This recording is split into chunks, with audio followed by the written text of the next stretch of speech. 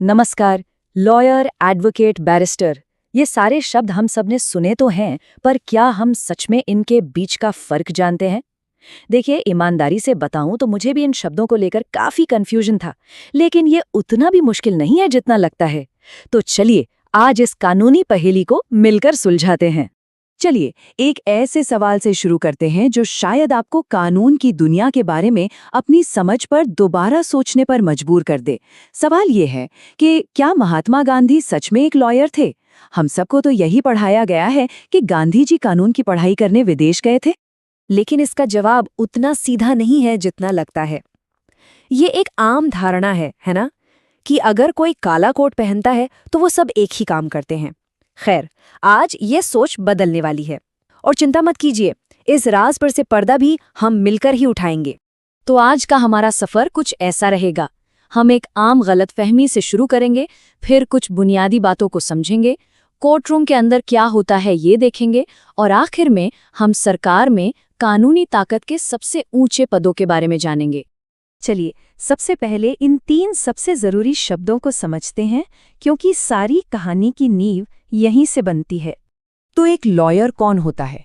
इसे ऐसे समझिए, एक लॉयर वो है जिसके पास एक रेसिपी बुक है, मतलब कानून की डिग्री।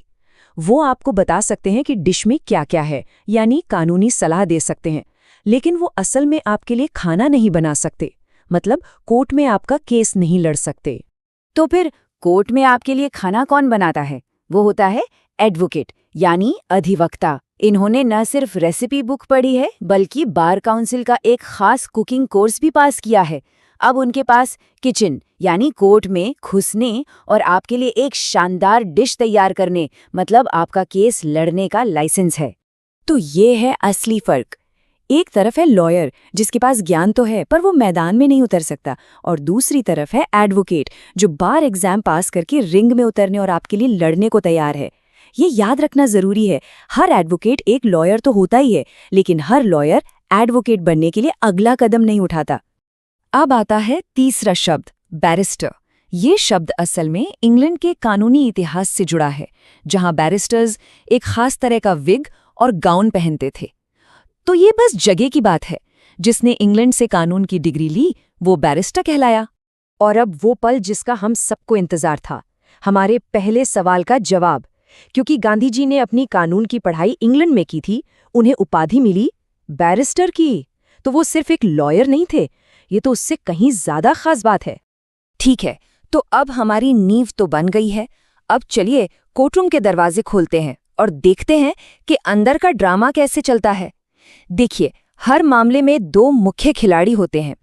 सोचिए, जब कोई अपराध होता है तो पीड़ित की तरफ से कौन लड़ता है? वो होता है पब्लिक प्रोसिक्यूटर। वो सरकार के लिए काम करते हैं, लेकिन उनका असली काम होता है जनता के लिए न्याय दिलवाना।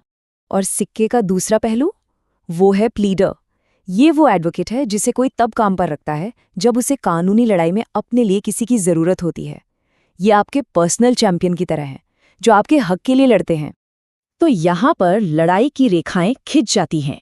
एक तरफ पब्लिक प्रोसिक्यूटर, जो राज्य और जनता के लिए लड़ रहा है, दूसरी तरफ प्लीडर, जो अपने क्लाइंट के लिए लड़ रहा है। अदालत में न्याय की ये एक लगातार चलने वाली खिंचतान है। ठीक है, चलिए कोर्टरूम की गहमा गहमी से बाहर निकलकर सत्ता के गलियारों में चलते हैं। कानूनी दिमाग सिर्फ केस पर बहस ही नहीं करते, वो हमारी सरकारों को भी रास्ता दिखाते हैं। इसे ऐसे समझिए, हर राज्य का अपना एक मुख्य कानूनी सलाहकार होता है, जिसे एडवोकेट जनरल या महाधिवक्ता कहते हैं।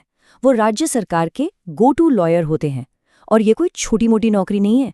इस पद के लिए हाई कोर्ट का जज बनने जितनी योग्यता होनी चाहिए। हमने राज्य का स्तर तो देख लिया, अब चलिए कानूनी सीढ़ी के बिल्कुल टॉप पर चलते हैं और राष्ट्रीय स्तर के सबसे बड़े खिलाड़ियों से मिलते हैं। अब हम आ गए हैं सबसे बड़े पद पर, अटॉर्नी जनरल यानी महान्यायवादी। ये देश का नंबर 1 कानूनी अधिकारी होता है। ये केंद्र सरकार के मुख्य कानूनी सलाहकार हैं, जिनकी नियुक्ति सीधे राष्ट्रपति करते हैं। जब सरकार को कानूनी सलाह की जरूरत होती है तो इन्हीं को कॉल किया जाता है। ये टेबल इसे बिल्कुल साफ कर देती है ना? एडवोकेट जनरल राज्य के स्तर पर है, जिसे गवर्नर चुनते हैं। अटॉर्नी जनरल पूरे देश को कवर करता है और राष्ट्रपति द्वारा नियुक्त किया जाता है। एक राज्य का ख्याल रखता है तो दूसरा पूरे देश का। इसे एक टीम की तरह सोचे। अटॉर्नी जनरल कप्तान है और सॉलिसिटर जनरल उपकप्तान। वे देश के कानूनी मामलों को सुचारू रूप से चलाने के लिए मिलकर काम करते हैं और उनकी मदद के लिए अतिरिक्त सॉलिसिटर जनरल भी होते हैं। तो राष्ट्रीय स्तर पर पावर स्ट्रक्चर क्या है? बहुत आसान है। टॉप पर अटॉर्नी जनरल और उनकी सहायता करने वाले नंबर 2 पर सॉलिसिटर जनरल। तो अगली बार जब आप खबरों में अटॉर्नी जनरल या पब्लिक प्रोसिक्यूटर शब्द सुनेंगे तो ये सिर्फ एक टाइटल नहीं होगा। आपको पता होगा कि वो कौन है, वो क्या करते हैं और हमारे कानूनी व्यवस्था में उनकी भूमिका कितनी अहम है। क्या ये आपके कानूनी खबरों को देखने का नजरिया नहीं बदल देता? कानूनी दुनिया अब थोड़ी कम रहस्यमयी लग रही है ना?